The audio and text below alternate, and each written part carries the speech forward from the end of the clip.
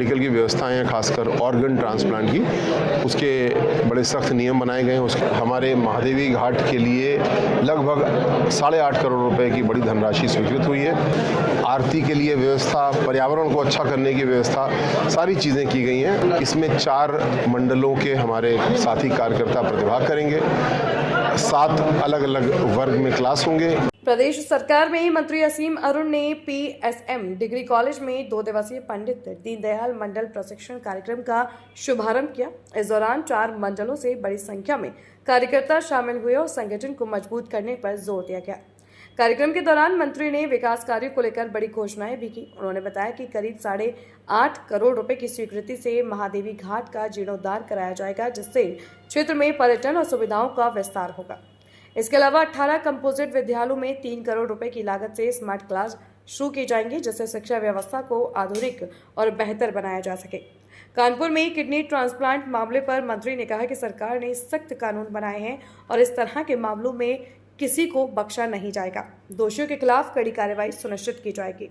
का बहुत बहुत धन्यवाद कि हमारे महादेवी घाट के लिए लगभग 8.5 करोड़ रुपए की बड़ी धनराशि स्वीकृत हुई है। इसकी योजना बड़ी होशियारी के साथ में बनाई गई है। हमारे इस स्थानीय पर्यटन स्थल की सड़क, शौचालय, आसपास दुकानें, आरती के लिए व्यवस्था, पर्यावरण को अच्छा करने की व्यवस्था, सारी चीज़ें की गई हैं। मुझे विश्वास है 8.5 करोड़ की बड़ी धनराशि को पूर्ण सदुपयोग के साथ हम लोग ज़मीन पर लगाएंगे और अपने महादेवी घाट को सामान्य दिनों के लिए भी और जो बड़े पर्व होते हैं उसके लिए भी अच्छा तैयार करेंगे। आज किस तरीके की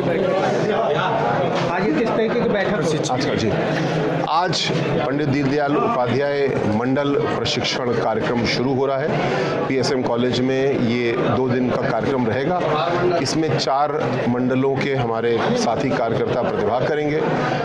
7 अलग अलग वर्ग में क्लास होंगे। रात को हम सब यहीं विश्राम भी करेंगे और अनौपचारिक चर्चाएं भी होंगी।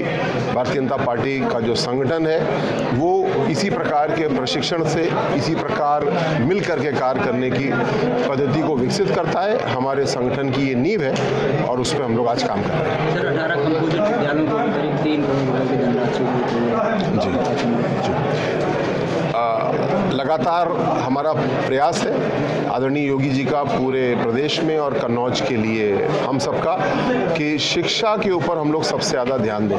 तो जो हमारे 18 कंपोजिट विद्यालय हैं इनको लगभग 3 करोड़ रुपए की धनराशि स्वीकृत की गई है।